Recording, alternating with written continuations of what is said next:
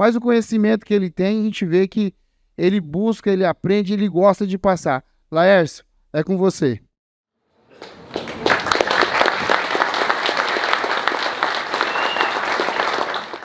Então, muito obrigado, Guido, muito obrigado a todos e a todas que estão aqui. Primeiramente, eu quero agradecer a Deus pela oportunidade de estar aqui compartilhando informações. Vocês fiquem muito à vontade para me perguntar durante a nossa troca de experiência, para tirar foto. Nós estamos aqui para trocar experiência com vocês, e quando a gente troca experiência, todo mundo ganha.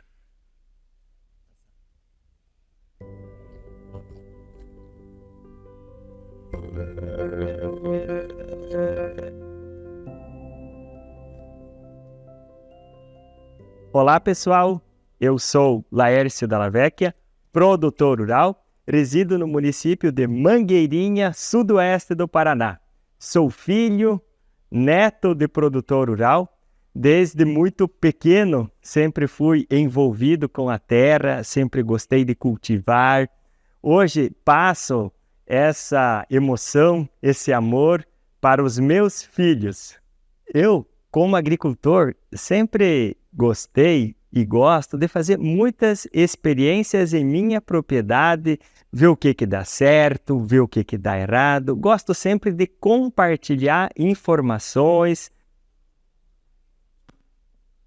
Então, amigos, os meus avós vieram para o Brasil em busca de condições melhores, são italianos, se estabeleceram em 3 de maio, meu pai e a minha mãe em Paulo Bento, pertinho de Erechim, só para a gente ver como que as coisas evoluem.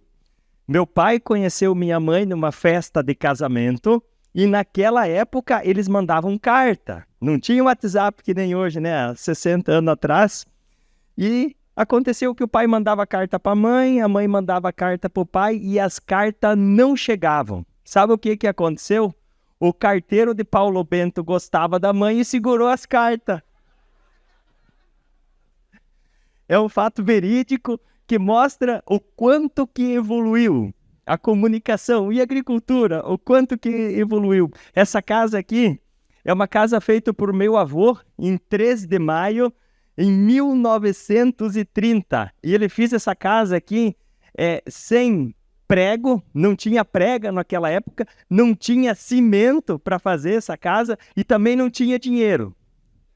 E fez tudo com as condições naturais. Ele pegou o que tinha de melhor na ocasião e construiu, e está de pé até hoje. Então, olha a importância da natureza, de conhecer os recursos naturais.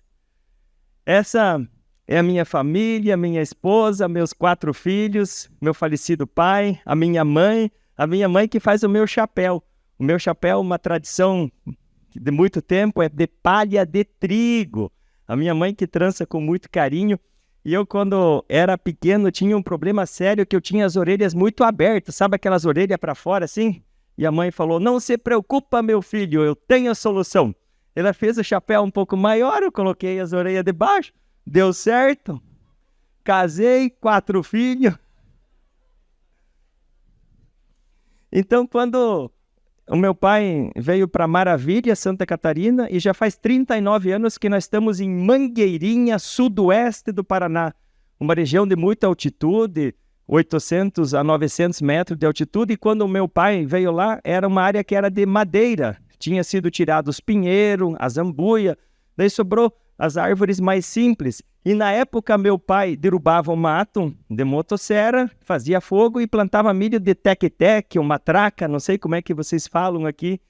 E o milho não saía do chão. Nós tínhamos muito alumínio tóxico, tinha alumínio que dava para fazer panela naquela região. Então na época meu pai vendeu 24 hectares de terra, comprou esse caminhão 1313 e parou-se um pouco na atividade agrícola, foi fazer carvão. Ele ia para Curitiba com carvão e voltava com um insumo milagroso, calcário. Então esse bem pequenininho aqui é eu, esse aqui é meu irmão, e assim começou a nossa história. Com essa aplicação de calcário, aquele solo que era totalmente infértil, que tinha muito alumínio tóxico, começou a produzir melhor. A nossa primeira colheitadeira, uma 1530, A primeira colheitadeira nova que nós compramos, essa 6.200, o meu sonho do meu pai já era comprar a plataforma de milho, sabe? Era o sonho dele, disse que era tudo contadinho. Naquele tempo, os mais antigos, você lembra, nós tínhamos um paiol, daí se colhia o milho lá, manual, guardava no paiol, quando ia para a cidade, debulhava o milho, daí ia fazer rancho, fazer as outras coisas. Então o começo foi um começo bastante valoroso. Então tudo foi evoluindo com calcário, com plantas de rotação de cultura, tudo foi andando. E essa é uma foto minha muito emblemática que conta um pouquinho da minha história. Em 2016, eu consegui ganhar um prêmio do SESB, 97 sacos por hectare. Ganhei uma viagem para a Alemanha. Pensa, eu nunca tinha andado de avião. Ganhei logo uma viagem para a Alemanha, por junto com o Maurício de Porto, eles se conhecemos lá na Alemanha. E eu voltei de lá muito entusiasmado. Eu falei para os meus irmãos, para o meu pai, na nossa agricultura familiar, 450 hectares, que é a nossa área que nós plantamos. Eu falei assim, para colher mais agora tá fácil, nós colhemos 97 para 100, eu pensava que para colher mais bastava nós aumentar a adubação. Então nós pegamos 10 hectares, colocamos 400 kg de NPK, 200 kg de KCL, várias aplicações de fungicidas, entre outros, e daí fomos colher aquele soja pro SESB. Eu tinha que conseguir no mínimo 80 sacos por hectare. Se eu não conseguisse 80, eu tinha que pagar o perito. Então, chamei o perito para vir na área, fomos colher, sabe quanto que deu aquela área? 81. Só para não precisar pagar o perito. Eu saí de 97 para 81 e ainda aumentei o meu custo. Aí, muitas vezes, a gente precisa desaprender o que a gente sabe para começar a aprender de novo. O que eu achava que era correto, não era correto. Eu me preocupava muito com a planta de soja da parte aérea para cima, eu não tinha preocupação com o solo. E a base está no solo. Então, eu fui ver o que tinha acontecido que eu tinha colhido tão pouco naquela área. Eu tinha 40% de morte de planta por doenças radiculares. O soja não fechava o ciclo, morria muitas plantas antes do tempo, e quando a planta morre antes do tempo, fica grão pequenininho, miúdo, você não tem peso de grão em cima do caminhão. Então, a partir daí, nós aprendemos com os nossos erros e comecemos os 7 princípios de uma agricultura sustentável. Nós vamos falar alguns deles aí, pode passar? Então, a primeira coisa que nós precisamos, quando a gente vai construir um prédio, não tem um alicerce muito bom? Então, nós precisamos de condições físicas, químicas e biológicas. Essa foto aqui é uma foto lado a lado, que infelizmente relata muitos de nós nessa situação. Eu tinha muitas áreas nesse sistema. Esse sistema não é um sistema produtivo. Esse sistema está fardado a falhar. O que vocês acham que acontece quando você faz uma aplicação de calcário em ambos os lados? Aqui o calcário vai para onde? Vai para o rio? Vai embora? Aqui o calcário desce. Aqui é um sistema de rotação de cultura com plantas de serviço. E as plantas aqui são a mesma, mas o solo tem memória. Aqui tinha milho verão, tinha mais palha, tem as 12 toneladas de carbono orgânico que o Maurício falou. O que acontece? O solo fica muito mais aerado. O que aconteceu com aquele meu soja que morreu 40%? O soja precisa de oxigênio.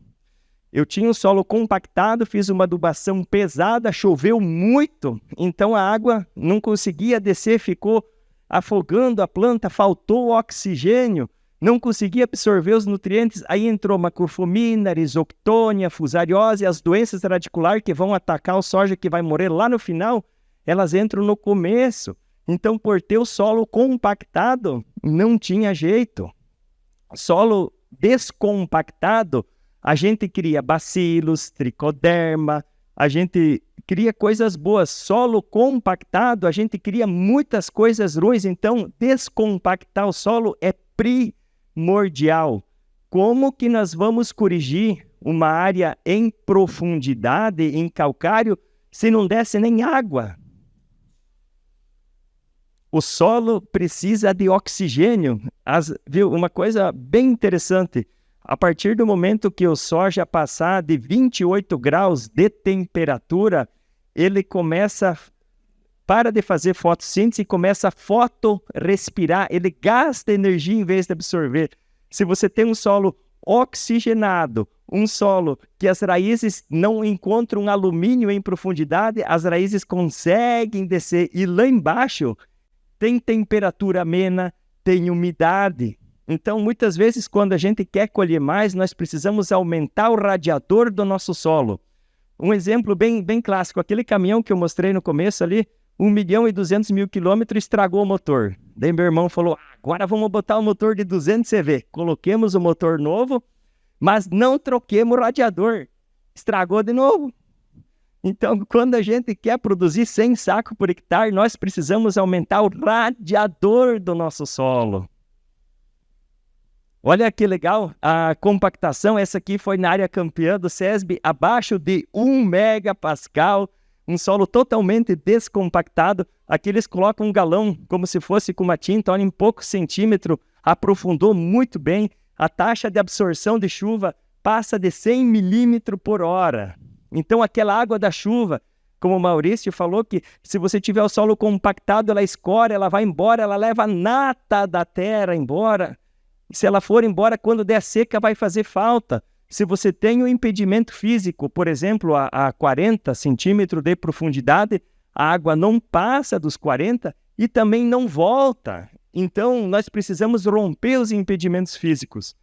Como que nós vamos fazer isso? Nós conseguimos com milho verão, plantas de serviço, principalmente as gramíneas, romper essa camada mais compactada. Mas se nós não conseguir fazer isso a partir de 3 megapascal, aí orienta-se a fazer descompactação mecânica. Tem vários equipamentos, por exemplo, o Teros, o Ikeda, tem as hastes mais longe, que eles mexem mais por baixo, são muito interessantes. Só que tem um detalhe, quando você mexe, você precisa colocar raiz. Para fazer asfalto, como que o pessoal faz para compactar bem fundo? Como é que o pessoal faz quando faz asfalto? Grade, mexe bem, aí compacta mais fundo. Se nós descompactar o solo e não colocar plantas de serviço, o solo compacta pior do que estava.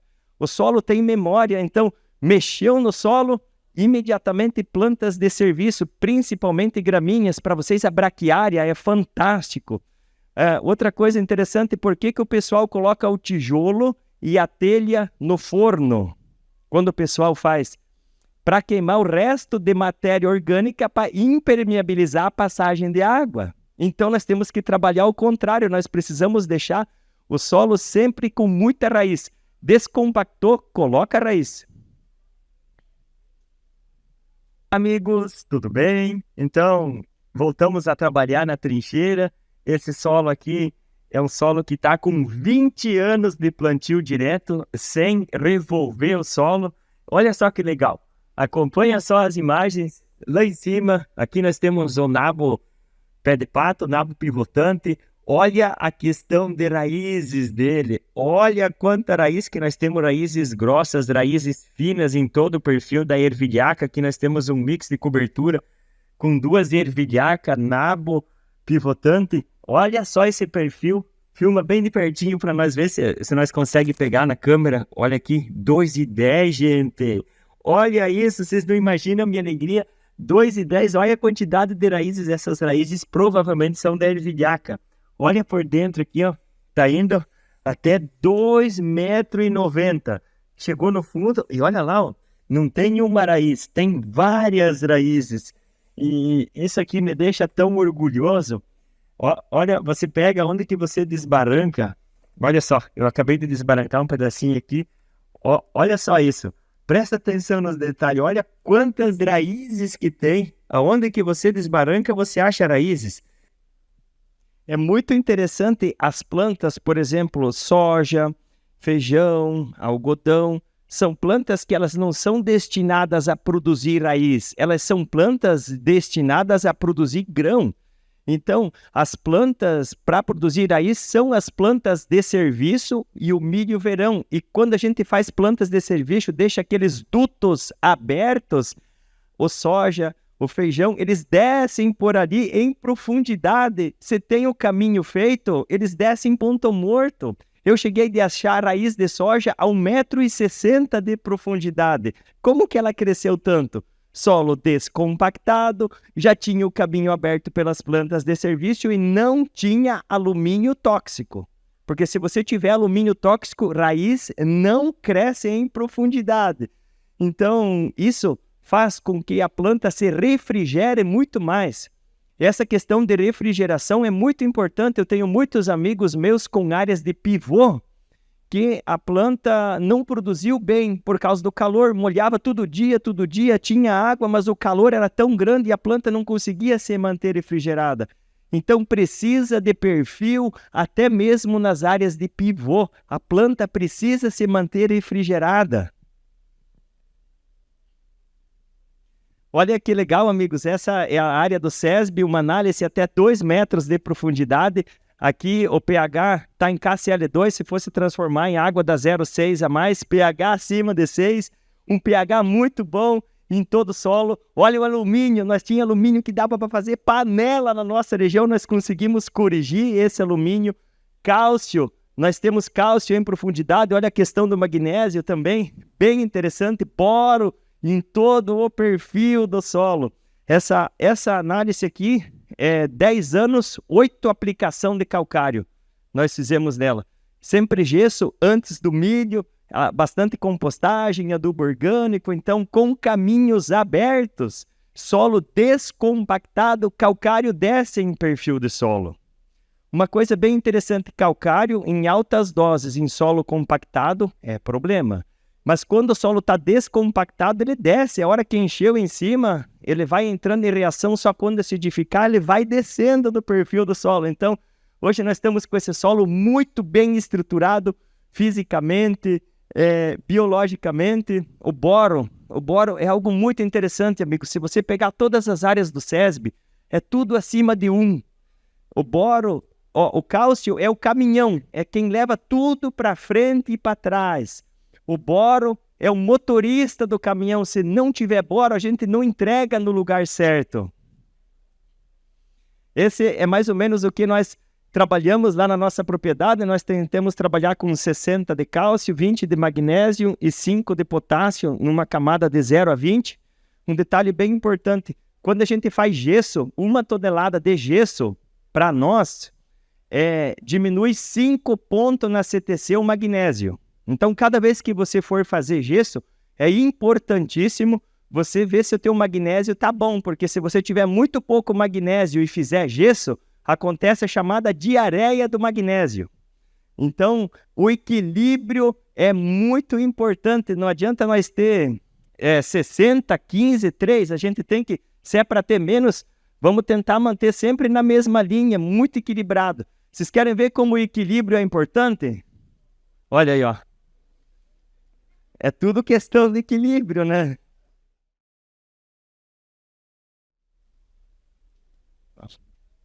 Olá, amigos. Estamos realizando uma aplicação de calcário em cima dos mix de cobertura onde que vai soja. Nós levantamos bastante, a calcariadeira está mais de 1 metro de altura lá atrás, ela está conseguindo jogar por cima dos mix. Mas está no limite, mais um pouco não consegue aplicar. Eu reduzi a faixa também para 10 metros. Está ficando bem legal a aplicação. O bom é que esse calcário que cai no meio do mix não levanta. Ou, a hora que a gente derrubar esse mix, rolar esse mix em cima do calcário e do composto orgânico, ele já fica embaixo da palhada, fica bem interessante esse manejo. Bem isso. Então, nós, sempre que possível, eu preconizo as aplicações de calcário, compostagem, gesso, tudo em cima das plantas de serviço. Pode ter vento, quando você aplica, ele cai, fica protegido. Se dá uma chuva forte, você já tem uma planta estabilizada. Você não tem problema de erosão também, de levar embora. Então, as plantas de serviço são muito bom e principalmente quando for doses mais altas, você já tem tudo, as entradas de ar das plantas de serviço, ajuda muito. Então, sempre que possível, por exemplo, você escolhe um milho com braquiária aqui, que é ótimo, faz em cima da braquiária, perfeito, fica bem interessantes. Ana Primavera, eu gosto muito de ler, estudar, e uma coisa bem interessante. Ana Primavera fala que para nós ter um alimento saudável, um alimento que realmente vai fazer diferença para o consumidor final, nós precisamos no mínimo 45 elementos. 45. E nós, produtores, quantos elementos nós conseguimos aplicar na lavoura? Me ajude aí. Cálcio, magnésio, fósforo, potássio, boro, silício. Vai dar, eu fiz a conta, vai dar uns 16. Para 45, quantos elementos que estão faltando? E da onde que vem esses elementos? Vem da decomposição da palha, vem da matéria orgânica. Então, olha a importância daquilo que o Maurício falou de nós produzir no mínimo 12 toneladas de palha por hectare por ano. Se nós for analisar, quando a gente carrega o caminhão para levar para a cooperativa, para a Copa Sul, gente, nós estamos carregando 95% do peso do caminhão é carbono orgânico, oxigênio, hidrogênio e nitrogênio. Quase tudo isso nós conseguimos produzir naturalmente na área. Se a gente pesa menos o caminhão, está faltando alguma coisa, está faltando cálcio, está faltando boro, ou está faltando algum daqueles 45 elementos que Ana Primavera fala. Um trabalho do Albrecht que fiz nos Estados Unidos, eu acho muito interessante, ele pegou uma área e apartou em duas e colocou coelhos da mesma ninhada ou muito parecidos. Do lado esquerdo, um solo pobre, um solo de monocultura, onde que faltava calcário. Do lado direito, um solo com rotação de cultura, sistema plantio direto, com os 45 elementos que Ana Primavera preconizava. E esses coelhos cresceram comendo grama à vontade, tanto do lado direito quanto do lado esquerdo. O milho que era dado em suplementação alimentar era a mesma coisa, tanto do lado direito quanto do lado direito era produzido em solo rico, do lado esquerdo produzido em solo pobre. Pasto e milho, eles tinham à vontade para comer nos dois lados. Aí os coelhos cresceram, eles foram abater esses coelhos para fazer o estudo. Quem acha que deu diferença nos coelhos, levanta a mão. Deu uma diferença gigantesca. Primeira coisa que deu diferença foi no sistema ósseo. Onde faltava cálcio nos coelhos também. Onde que o solo era rico, os coelhos tinham ossos melhores, musculatura melhor e menos gordura. Os coelhos são reflexos do solo, reflexo do que eles comeram. E nós, seres humanos, nós temos alguma diferença com os coelhos? Os coelhos têm mais orelha que nós, eu acho, né? É a mesma coisa, nós somos exatamente reflexo daquilo que nós comemos. A indústria farmacêutica, a FAO fala que a indústria farmacêutica até 2050 vai quase entrar em colapso de tanto vender suplemento alimentar, porque está faltando alguma coisa. Então, quando a gente quer colher mais, quando a gente corrige o solo, quando a gente faz essa agricultura mais sustentável, não é só nós que estamos colhendo mais. É o consumidor final que está consumindo um alimento com mais minerais, com mais valores.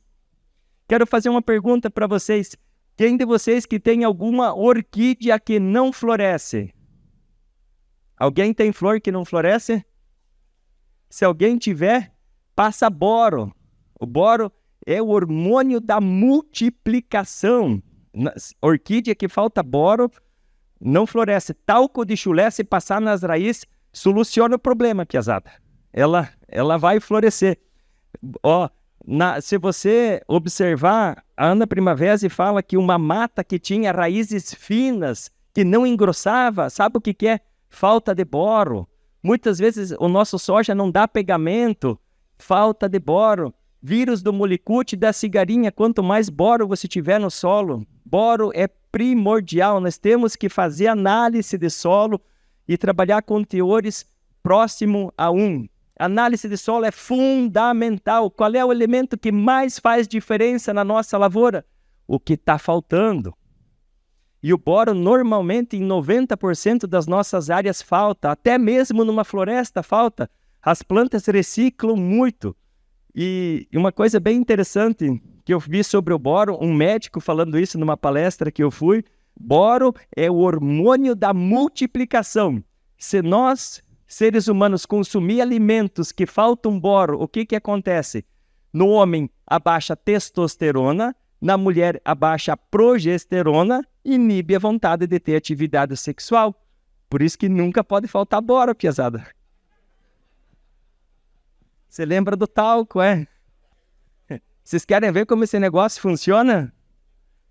Aí, olha, bora.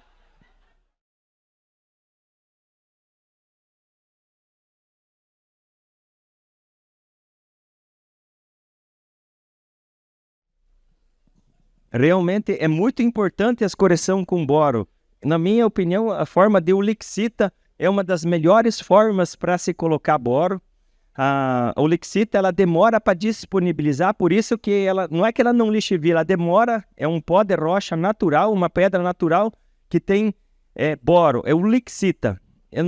Um custo já não é tão caro, a Copasul usa bastante nas áreas que está fazendo esse trabalho de perfil de solo, né, no construindo solos, é fantástico, tem dado resultado muito interessante. E quando nós for misturar boro no sulco de plantio, nós temos que cuidar muito a fonte que nós estamos misturando, porque muitas vezes a gente mistura coisa que mata com coisa que morre. Então, muito cuidado nessas aplicações com boro. O que eu mais gosto de fazer é o Ulixita, via a lanço, via plantio, e também a gente faz alguma coisa de correção com etalonamina via pulverizador.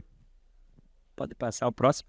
Essa é uma análise de beta-glicosidade e arilsulfatase feita na área do SESB, comparando as enzimas, como que está a vida no solo. E essa enzima beta-glicosidade é a que transforma a palha em matéria orgânica. Tem um amigo meu que mora bem próximo de uma usina de cana-de-açúcar, e ele falou o seguinte: eu vou dar um jeito de aumentar a minha quantidade de matéria orgânica. Colocou 5 centímetros de bagaço de cana. Só que é um solo que não tinha vida. No outro ano ele foi fazer análise de solo, e o que vocês acham? Subiu a matéria orgânica ou não subiu? Não subiu. Ele não tinha vida no solo, ele não tinha beta-glicosidade. Nós precisamos de plantas que forneçam nitrogênio no solo. As plantas que fornecem nitrogênio alimentam essas enzimas e a gente consegue transformar a palha em matéria orgânica. Então, algo bem importante é a troca de experiências. Muitas vezes a gente desaprende para aprender de novo. Eu convido todos os senhores, quando quiser vir nos visitar na nossa propriedade, é só marcar o dia, não tem custo nenhum. Aqui já tem alguns amigos que foram lá nos visitar. Eu recebo cerca de 1.000 pessoas por ano na minha propriedade. Eu tenho bastante buva, pedra, daí as visitas vão me ajudando a limpar as áreas. Viu? Sejam bem-vindos. E a gente vai trocando experiências, tudo o que eu sei, eu aprendi com outras pessoas. Hoje eu aprendi com o Maurício, aprendi com o William, ali nós estamos numa constante troca de experiência. Então, a vida é muito curta, a gente está sempre aprendendo. Meu amigo Sebastião, da cidade de Maracaju, que foi nos visitar, nos mandou algumas fotos dos mix. Eu quero visitar ele, ver os mix que tem agora. Pode passar. Esse é meu amigo Cristiano, da cidade de Campo Verde, Mato Grosso. Ele tinha uma monocultura de soja-algodão. Soja-algodão. Só soja e algodão são plantas que têm pouco sistema radicular, pouca palha. E o que aconteceu? Não alimentou o sistema, tinha muito problema de nematóide, doenças radiculares. E o que ele fez para recuperar essa área? Ele parou de plantar 18 meses porque estava inviável. Ele não conseguia mais, digamos assim, quimicamente controlar os nematóides, não conseguia controlar a questão de doenças radiculares, então ele plantou braquiária com crotalária, esperou vir essas plantas, passou o rolofaca, veio a braquiária, ele foi cortando essa braquiária, passando a roçadeira, ficou 18 meses assim, depois ele plantou o algodão em cima. Olha como ficou interessante. Ele conseguiu triplicar o número de potássio, ele conseguiu aumentar a matéria orgânica, ele conseguiu minimizar o ataque de nematóides e também o ataque de doenças radiculares. Nematóide ataca muito numa camada de 0 a 20. Se nós tiver um solo descompactado, um solo corrigido em profundidade, um solo com muitos dutos abertos pelas plantas de serviço, o soja rapidamente vai passar daqueles 20 centímetros. Então, vai minimizar o problema com o nematóide. Não que vai solucionar, mas se você tiver um solo compactado, que demora para descer, os nematóides se aproveitam. E um solo aerado, naturalmente você produz bacilos, produz tricoderma, e você diminui a população de nematóide. Solo precisa ser descompactado. Plantas de serviço, plantas de cobertura, pode passar. Entrando no mês de agosto, olha só que legal, a aplicação de Rovac, lá na mecânica Triângulo. Se não paga, você fez uma encomenda para mim. 3 pedaços, só para o trabalho. Vamos dar uma parada para nós dar uma olhada como é que tá, como é que fica a palhada. Aqui nós temos um mix com centeio para segurar a uva, que é um ótimo herbicida, uma planta fantástica. Temos também aveia e ervilhaca. As ervilhacas estão aqui no meio, o centeio já cresceu bastante, como a gente pode ver, parece pequeno, uma estrada da minha altura, ele já está frutificando aqui, está florescendo. Então nós achamos interessante derrubar. Olha, amigos, a palhada que fica no solo, como fica lindo isso. Olha, até chegar no solo nós temos uma camada aqui, uns 3 centímetros de palha. Aqui nós estamos com mais de 10 toneladas por hectare de palha. Olha só que lindo, esse é o nosso mix de cobertura favorito lá para a nossa região. O centeio é uma planta fantástica que tem efeito alelopático para buva, para ervas daninhas. Desde que você planta ela no limpo, ela segura muito bem as ervas daninhas. Agora, se você plantar com a buva nascida, ela não consegue segurar, mas se plantou no limpo, ela vem muito bem. Ela também deixa um efeito alelopático depois. O centeio é uma planta muito boa, mas foi feito para trabalhar em consórcio. As plantas de serviço não foram feitas para trabalhar sozinha. O Maurício comentava com nós, eles têm problema quando plantam o centeio, porque ele fica a semente que pode nascer de um ano para o outro e contaminar as áreas de semente de trigo. Mas aqui, como não faz semente de trigo, pode ser uma ótima opção. Ele se plantar, ele meio sozinho, dá muita palha, não é fácil de você plantar. Você tem que derrubar nesse sentido e passar a plantadeira exatamente no mesmo sentido, senão você já começa a dar uns porcos na hora de plantar lá, não fica bom. Tem que derrubar no mesmo sentido, mas nós coloca lá aveia, centeio, 2 ervilhacas. A aveia e o centeio seguram as ervas daninhas e ajudam muito no complexo de doenças radiculares. A ervilhaca vai fornecer nitrogênio para o sistema, vai aumentar, acelerar o sistema para decompor a palhada, para ajudar a absorver nutrientes, vai transformar em carbono orgânico. Então esse mix na minha região é muito lindo. Ele já estava da minha altura, estava começando a florescer, então nós derrubamos eles para plantar feijão. E esse ano nós tivemos muito desafio lá na nossa área. Olha que linda essa imagem do feijão, a palhada do centeio.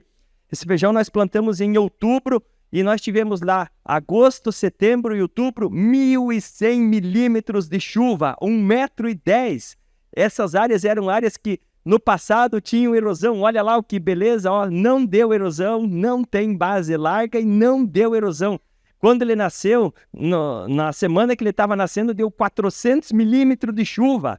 Feijão é altamente sensível ao sistema radicular, feijão precisa solo descompactado, senão dá muita doença, mas como meu solo era aerado, descompactado, a água da chuva desceu no perfil do solo. E essas plantas de serviço seguraram muito bem as ervas daninhas. Olha como veio bem o feijão. Ó, tem um mix ali da Raix, ali, o 210, tem centeio ali, depois dá para nós dar uma olhada nele, ele vai bem aqui para vocês também. É uma planta que se adapta em vários lugares do Brasil e é bem interessante. Olha o sistema radicular desse feijão com bastante poro, com solo descompactado. Olha só que maravilha, esse feijão aqui passou por muitas adversidades climáticas. Choveu demais quando nasceu. Dia 2 de novembro, dia dos finados, deu geada nas baixadas, sapecou o feijão nas baixadas. Depois deu chuva de granizo ainda em cima do feijão. E na hora da colheita foi 20 dias sem chuva. E ainda produziu 40 sacos por hectare com todos os desafios que ele teve. Foi muito bem, principalmente por esse sistema radicular. Se eu não tivesse um sistema bem trabalhado no solo, eu nunca teria conseguido essa produção. Saúde do solo, solo sadio, plantas sadias, homens e mulheres muito mais felizes. Pode rodar. Amigos, então um dos principais resultados da rotação de cultura do sistema plantio direto é esse que nós observamos aqui. Ó. Essa área aqui está desde abril com esse mix de cobertura. Nós vamos colher essa ervilhaca para fazer semente. Nós plantamos ervilhaca, aveia e centeio, passamos uma aplicação de cletodin. Olha como é que ficou limpo, não tem buva, não tem erosão. E agora o melhor de tudo está aqui, amigos. Ó, vamos ver o nosso solo aqui, totalmente protegido, mas biodiversidade muito grande. Aqui por baixo, ó, tem as palhas das aveias, do centeio que foi matado com antecedência.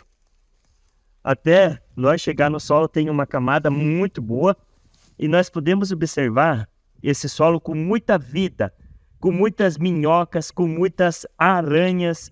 Olha como o solo é bem grumoso. Isso aqui passou tudo pelo trato digestivo de minhocas. Você tem um solo bem descompactado.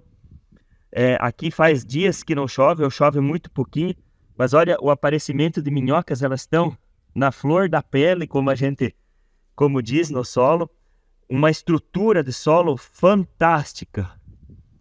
Olha que interessante esse sistema. É uma bênção, amigos. Vocês não sabem como que é gratificante você chegar no solo e observar isso. É aí a reunião das minhocas no meio da lavoura. Quando quiser pescar, tá muito fácil. Imagina tudo isso daqui. O quanto humus que essas minhocas não fazem. Você pode ver, elas estão bem gordinhas. Porque aqui eu tenho a casinha adequada para elas. Nós temos comida à vontade, que é a matéria orgânica e decomposição. Ó, você tendo o solo bem ajeitado, poucas aplicações de químicos, totalmente coberto, a natureza aparece, amigos. Olha só, é uma bênção.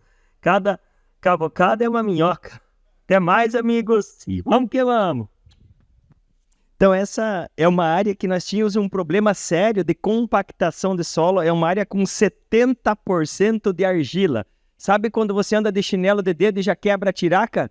É aquelas áreas, sabe, muito pesada para lidar. Nós tínhamos dificuldade para plantar. Eu me lembro que quando nós era pequeno, meu irmão mandava nós ir sempre para o lado de cima, né, da plantadeira, para fazer mais peso, para conseguir calar. E hoje, com plantas de serviço, ela ficou muito fácil de ser trabalhada. É as áreas que mais tem calcário, é as áreas que mais tem minhoca. É muito legal. E nós fizemos, num dia de visita lá, nós apartamos um pedaço, medimos e colocamos todo mundo para cavocar minhoca. Para nós contabilizar o quanto que tinha. Nós contabilizamos 1,2 tonelada de minhoca por hectare. Dá um bag e pouco de minhoca por hectare. Já pensou todas essas minhocas, quanto humus que elas não deixam no sistema? E aí nós fizemos um trabalho de um amigo meu, de TCC, um trabalho muito simples. Nós pegamos essa área, nesses patamar, deixei sem plantar plantas de serviço, deixei em pousio. E daí o que vem quando a gente deixa em pousio? Buva, corda de viola, outras coisinhas, sabe? E do lado, um mix de serviço. Então, deixei vir aquelas coisas de propósito, aí eu fui fazer uma aplicação química para matar. A minha aplicação química foi eficaz, eu consegui matar. Eu usei Triclon, 2,4-D, Calares, glifosato, mais 2 aplicações de cletodin, mais 2 de diquat, matou.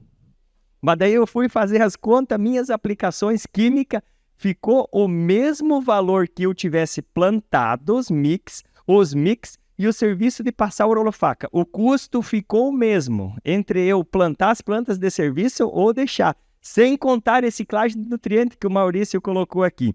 Beleza, a soja veio, aí eu não faço glifosato, nós vamos falar no próximo vídeo. Meu manejo eu faço Flex e Basagran e Cletodin. Tá, beleza. Mas lá onde que não tinha palha, precisei passar uma divintada lá de glifosato para matar, porque os meus herbicidas não foram o suficiente.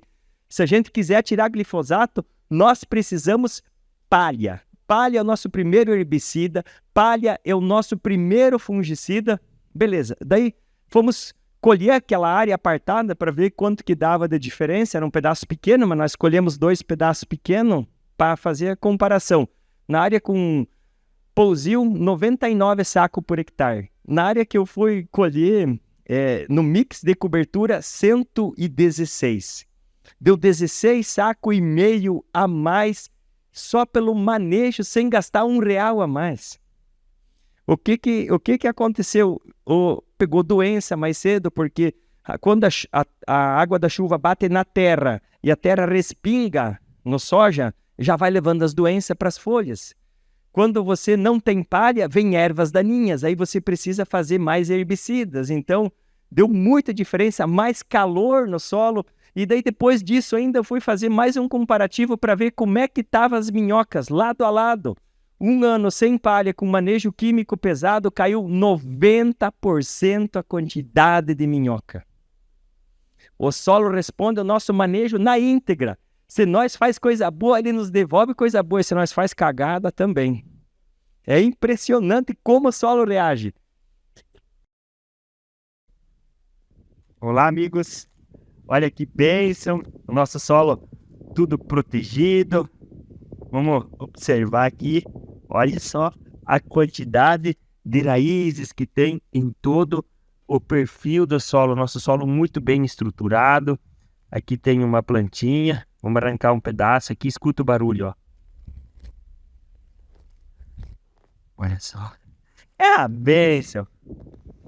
Todo o solo com muita nodulação em todo o perfil. É uma verdadeira esponja, um emaranhado de comunicação, um emaranhado de raízes. Olha só que maravilha. Todas essas raízes brancas que a gente consegue ver, tem as nodulação de ervilhar, que tem muitas e muitas micorizas, um solo vivo, sabe? Não tem dinheiro que pague isso daqui, amigos. É uma bênção. Com esse solo, nós conseguimos produzir um alimento muito mais saudável e muito mais nutritivo. Essa é a nossa área que, quando vocês forem me visitar, eu faço questão de levar vocês. Esse talhão está com 4 anos sem o uso de glifosato. Então, essa diferença que nós observamos do não uso de glifosato foi num dia de visita. Calmila, o grupo ali de Guarapuava, veio nos visitar. Na época era eu que fazia as aplicações e bem certinho uma divisa, né? Aonde que eu tinha feito glifosato, tinha folhas carijó no soja. Você arrancava as folhas carijó, era doença radicular, macrofomina, risoctônia, fusariose. Do outro lado, onde é que não tinha glifosato, tinha muito menos doença radicular. Tá, daí esses dias eu estava num curso com o professor Dendomar e ele mostrou para nós as 2 primeiras patentes do glifosato. A primeira foi como quelatizante, a segunda foi como antibiótico. Daí um amigo meu foi mais além, digo, vamos fazer um teste simples. Pegou e misturou vários herbicidas num potinho e colocou bacilos, tricoderma e mandou para o laboratório. Quando mandou junto com o glifosato, veio zerado. Tinha matado tudo.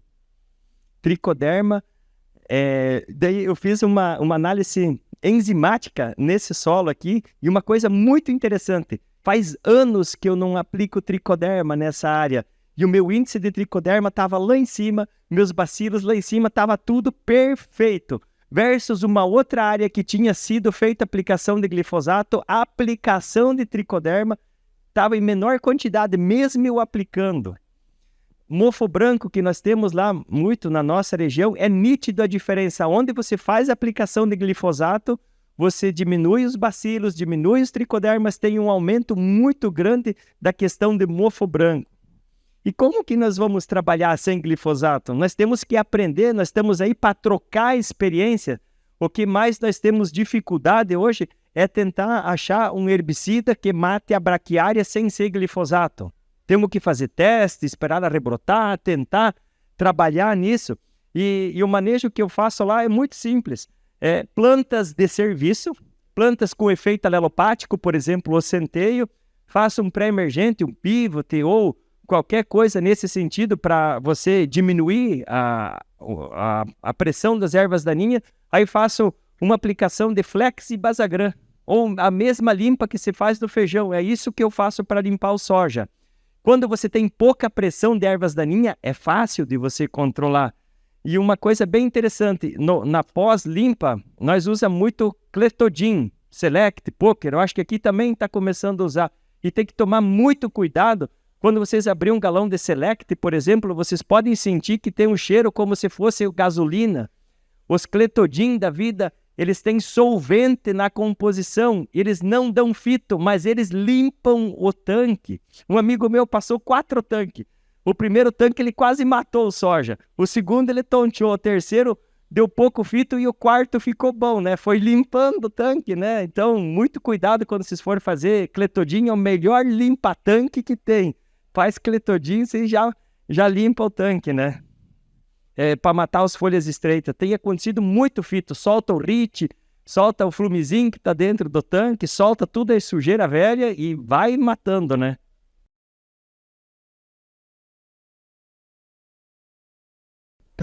Olá, amigos.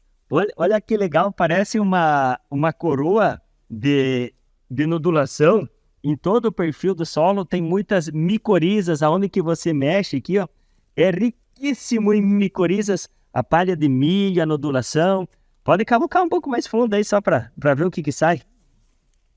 Olha, é encoiada de raiz o soja. Vamos tentar arrancar uma planta de soja. Olha só, vocês já viram tanta nodulação assim, amigos? Vai mexendo devagarzinho aí. Viu? Aí que tá o segredo, soja do SESB, olha só. Olha as micorizas ali na interação. É simplesmente fantástico. Um soja desse não responde nada à suplementação de nitrogênio. Olha quanto que ele tem naturalmente. Que coisa mais linda, gente. E tá vendo? Todos esses fiozinhos aqui são tudo micorizas fixando fósforo. Então, o potássio veio daqui, da palhada do milho, o nitrogênio vem dali e o fósforo vem das micorizas. Um custo. Olha que interessante a vida no solo quando a gente diminui a aplicação de herbicidas também. A nodulação se expressa muito bem. São áreas com ervilhaca. A ervilhaca tem um sinergismo muito bom. Ou aqui para vocês a ervilhaca não vai tão bem, mas tem a ervilha que pode ser tentada aqui. Vocês têm girassol no mix que vai muito bem para fixar nitrogênio. Vocês têm crotalária que vai ajudar nisso. Nabo vai ajudar nisso. Feijão, algumas espécies de feijão. Então, quando a gente coloca nitrogênio no solo, como o Maurício falou, nitrogênio é importantíssimo no solo. O nitrogênio ajeita tudo. É que nem nós estar com fome e colocar uma carne para nós comer no meio. Nitrogênio, ele se multiplica, ele ajuda em todo o processo. E a nodulação, então, vem fantástica.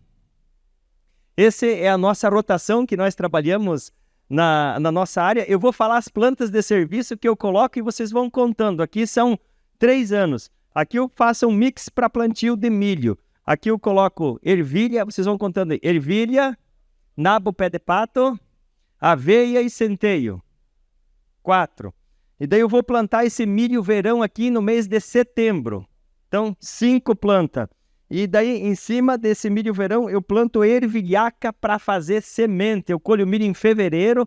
Em março, nós plantamos as 2 ervilhacas e aveia. Precisa ter aveia junto, senão a ervilhaca cai no chão, adoece. As plantas são feitas para trabalhar em consórcio.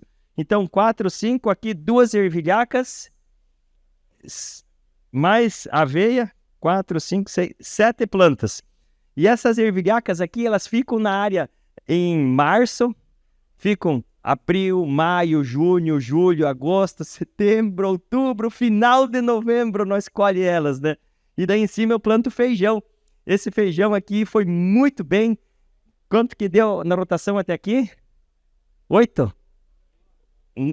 9 plantas. Esse feijão aqui, esse ano nós produzimos na média do talhão 70 sacos por hectare, com custo de R$4.000 por hectare. O potássio veio da palha do milho, o nitrogênio veio das plantas de serviço e o fósforo foi disponibilizado pelas micorizas, pelo calcário. Foi o feijão que bateu o recorde de rentabilidade dentro da nossa propriedade. Aí agora nós estamos colhendo trigo morisco. Quantas plantas deu aqui? 10 trigo morisco. Agora nós vamos plantar trigo normal, 11, e aí entra com soja. Então são 12 plantas diferentes ao longo de 3 anos que rodam na propriedade e faço uma safra principal de milho verão, uma safra de feijão, uma safra de soja. E ainda faço safrinha de ervilhaca semente, safrinha de trigo morisco e safrinha de trigo. Então são igual, deu 6 colheitas ao longo de 3 anos. Isso é algumas ideias que eu faço lá. Aqui a gente pode adaptar outras ideias diferentes, logo mais nós vamos falar. Pode passar. Olá pessoal, desafio do dia. Quem com 27 dias consegue fazer uma cobertura para as crianças brincarem? Vamos ver, Gustavo. Tá bom, lá vai o Gustavo. Olha só, Gustavo, Rolo, faca, Gustavo, aí minha gente, olha só, olha que legal, 27 dias, trigo morisco, Gustavo foi o plantador, olha só, olha, o Rolo, faca em ação aí, estragou o chileno, que palhada legal. Vocês conhecem bota de forquilha? Chinelo de dedo para nós lá. Então, essa é uma poligonácea, trigo morisco da cultivar Baili e da cultivar Altar. Essa nós planta lá na nossa região. É farinha sem glúten, vai para alimentação humana, serve para alimentação animal. Ela é uma planta bem interessante. Ela dá pouca palha, mas fornece raízes, dá 2% de nitrogênio, 2% de potássio, cerca de 3,5 toneladas por hectare de palha, mas ela deixa muitas micorizas. O defeito do trigo morisco é que ele nasce muitas vezes depois, fica nascendo, você acaba se acostumando com ele no meio do soja, mas eu tive ele no meio do feijão, não me deu problema, é uma planta que tem um sistema radicular mais frágil um pouco, o feijão ou o soja acaba dominando ele, tinha consórcio de milho com trigo morisco, foi bem, sem problema nenhum, uma poligonácea bem interessante, 27 dias já deu essa palhada. Nós nunca podemos deixar o sol bater diretamente no solo. O sol foi feito para bater nas plantas de serviço. Mas é um verdadeiro colchão, dá vontade de deitar e sair no mão. Olha só, dá uma olhada nesse aqui, ó. Gente, olha o tamanho da massa que nós temos aqui, ó. Olha para isso. Olha quanto para chegar no solo. Isso é uma cama confortável. Vamos ver um plantio que nós fizemos um pedacinho em cima, debaixo do solo descompactado, produção de fungos de solo, olha só, isso aqui é o Trichoderma asperera, outras coisas colonizando, ó, esse aqui era um bichinho, ó, tá vendo? Colonizou tudo. É uma venda do solo agradece. Pode passar o próximo. Olha que legal, as ervilhacas. Certo, aplicação do Rolofaca em cima das ervilhacas e plantio no verde. Olha só que capricha, com o sulcador, que está bem interessante. A palha de ervilhaca é muito fácil de ser trabalhada. Olha como vai ver. Rolofaca, na sequência plantio. A palhada é uma palhada bastante intensa aqui e estamos fazendo o Rolofaca no dia do plantio. Fica muito bom, mata praticamente 80% só com o Rolofaca. O sulcador na palha verde funciona muito bem, funciona como a ideia ele vem. Olha só que legal, ele faz o trabalho dele e o melhor de tudo é isso, olha que beleza. E sabe uma coisa que mais me chama a atenção nessa área? Aqui uma área que nós tínhamos soja safrinha, que teoricamente ficaria tarde, como o plantio no verde possibilitou fazer bastante palha. Mas uma coisa interessante, aveia, centeio, foi tudo morta com antecedência. Aqui sobrou apenas as ervilhacas. Vamos aí, plantio super tranquilo, frutador, no verde. Não, bem forçado. Só tem que tomar um pouco de cuidado, que pode ter percevejo e tudo mais, mas aí é um trabalho de monitoramento. Existem produtos que a gente pode trabalhar. Agora nós vamos fazer uma aplicação de calares em cima dessa área daqui uma semana, mais ou menos, e já vai uma aplicação de inseticida também para pegar percevejo. Tem ficado bem interessante o plantio. Até mais, amigos! Então esse é o nosso mix que nós usamos para plantar milho verão. A gente coloca aveia, centeio e ervilhacas. Aí a gente coloca 40 dias ou 50 dias antes do plantio. A partir do momento que o centeio espigou, a gente mata ele, coloca uma dose de cletodin, 1 litro por hectare, mais óleo, coloca uma dose para matar ele. Mata ele com antecedência e faz o plantio somente em cima do verde. No soja, não ficou muito bom. Eu fiz esse teste no soja, plantar no verde não ficou bom. No soja, o melhor manejo foi matar com antecedência as plantas de serviço e plantar no seco. Eu matei os mix de cobertura ou rolofaca, 2 aplicações de diquat, matou bem. Diquat feito à noite, diquat feito de dia tem um funcionamento. A partir do momento que o sol está se pondo e você aplica ele até a meia-noite, o funcionamento funciona muito melhor, ele é de contato, então ele se esparama melhor durante a noite. Ficou bem interessante. Uma aplicação de arado eu fiz com antecedência também, que é um folha estreita misturada com primo do 2,4-D, ficou muito bom. Outra área eu fiz cletodin, depois fiz 2,4-D também, ficou muito bom. Todos os manejos sem o uso de glifosato, ficou top. Olha como é que ficou o resultado da palhada de milho. Olha só que coisa mais linda, gente. Que nós temos. Se você tiver glifosato, nunca vai fazer esses tapetes aí, porque o glifosato degrada a palha muito rápido. Isso é uma proteção.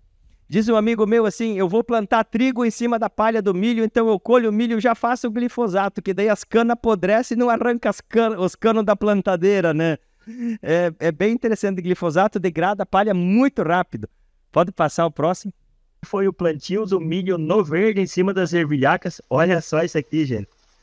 Olha a maravilha desse milho. Nós já estamos para lá de milho verde e a palha fornecendo nitrogênio para o milho. E essa maravilha aí, amigos. Pode passar o próximo. Tem algumas imagens que valem mais que 1000 palavras. Estamos aqui com milho, 80 mil plantas finais. Está fazendo milagre. Olha só. Esse foi há 2 anos atrás da seca, né? Olha só. 80 mil plantas finais aqui. Eu sempre pensava que quando desse a estiagem lá para nós, o milho fosse perder mais produção do que o soja. Mas só que o milho, o que ele tem de tamanho para cima, ele tem de tamanho para baixo também. Desde que não tenha alumínio tóxico e que você tenha o solo descompactado. O milho vai buscar água muito fundo. Ele vai buscar água e deixa poros abertos. Essa área no seco, que foi a estiagem, ainda nós colhemos 180 sacos de milhos por hectare no seco. Então olha quanto que o milho responde às boas práticas agrícolas. Pode passar o próximo? Pode passar. Ali então, eu mostrei o vídeo da colheita, nós conseguimos colher até 247 sacas de milho por hectare sem a adição de ureia. Da onde que veio tudo esse nitrogênio? Veio das plantas de serviço, do carbono orgânico, da matéria orgânica. Como o Maurício colocou de manhã, cada quilo pode fornecer até 20 litros de água. Cada quilo de matéria orgânica, e a matéria orgânica é o princípio de tudo. Se nós quisermos diminuir nematóide, o que nós temos que aumentar? se nós quiser aumentar a resiliência contra a seca, o que nós precisamos aumentar? Se nós quiser colher mais, então tudo passa pela matéria orgânica e pela vida no solo. Nós precisamos, no mínimo, a cada 3 anos, colocar uma planta que forneça nitrogênio para nós aumentar a vida no solo, para nós conseguir mineralizar melhor essa palha e transformar em carbono orgânico. Olha que lindo que fica o plantio em cima das palhadas seca. É muito importante nós, produtores, para poder manter o verdadeiro sistema plantio direto, produzir no mínimo de 8 a 12 toneladas de palha por ano. Essa palha vai se transformar em carbono orgânico, em matéria orgânica. Se nós não produzir essa quantidade de palha de carbono orgânico, a gente tira da nossa poupança. Olha só que coisa mais linda, né? Um sistema plantio direto na palhada é uma verdadeira bênção. Esse é interessante. Olha que legal, o bacheiro desse soja muito bem carregado, plantas sadias fazendo fotossíntese. E essa cachopinha aqui nós chamamos de CTC, capacidade de troca de caminhoneta. Ah, bênção! Esse ano foi boa a CTC, né? Produziu bem. Olha que interessante. Nós tínhamos muita morte de planta. E olha o nosso soja sadio, de cima a embaixo. Fico muito feliz com os resultados. Esses são alguns mix de cobertura que podem se adaptar muito bem aqui para vocês. Crotalária Júncia, sorgo Ponta Negra e milheto. Tá ali, ó, o mix 250 ali que vocês podem ver ali, ó, vem muito bem. Se adapta muito bem aqui na região de vocês. Tem alguns outros mix, pode passar o próximo. Esse para clima mais tropical, Crotalária croleuca, Crotalária Júncia, mais Braquiária rusiensis. Esses são mix de ciclo longo. Isso precisa passar o rolofaca em cima da Crotalária quando ela floresce. Aí vem a Braquiária por cima e toma conta, domina o ambiente e fornece muito nitrogênio para o sistema. Tem mais um mix que eu fui visitar o Piauí, até tá o nosso amigo William ali, que pode contar melhor para nós, que eu achei muito interessante também, que é um mix com plantas mais baixas no meio e girassol, e depois pode ser colhido o girassol. Então é um jeito que pode trazer renda. O girassol fornece muito nitrogênio para o sistema, fica muito interessante. Olá, amigos! Um momento bem importante é nós avaliar a pré-colheita, ver o que deu certo, o que deu errado, para no próximo ano a gente fazer diferente. Primeira coisa que me chama a atenção, eu tinha 40% de morte de plantas. Hoje, graças aos bons princípios agrícolas, olha só que linda que está essa lavoura. Praticamente as mortes de planta estão em 4, 5%, folhas completamente sadias, fazendo fotossíntese, um sistema radicular perfeito. Isso dá um peso de grão fantástico. Olha só que maravilha, que carga perfeita, carregado de baixo em cima. Quando a gente ajeita bem os nossos princípios do solo, o soja produz com muita mais facilidade. Olha só que legal, um sistema radicular bem agressivo, minhocas no sistema, é uma bênção. Olha lá, saiu mais uma, raiz pivotante, carregado de baixo em cima, com vagens bem granadas, bem formadas. Se eu conseguir isso aqui, você também consegue na sua lavoura. Vamos honrar esse solo que Deus nos deu e produzir frutos com qualidade. Muito obrigado, amigos. Então esse é o principal motivo de nós estar aqui compartilhando essas experiências. Eu saí de um sistema que eu tinha 40% de morte de planta. Hoje, as minhas lavouras, graças a Deus, tem muita pouca morte de planta. O meu peso de grão em cima do caminhão, esse ano foi de 252 de PMS. Um peso de grão fantástico, plantas sadias, folhas sadias, sistema radicular sadio até o fim. Aí dá uma rentabilidade muito maior dá peso em cima do caminhão. E se eu conseguir fazer isso, vocês também conseguem. É o básico que faz toda a diferença. E nós, produtores, somos jardineiros, né? Somos jardineiros de Deus. Nós tomamos essa terra emprestada, temos que cuidar muito bem dela e devolver para os nossos filhos, para os nossos netos, para os nossos bisnetos.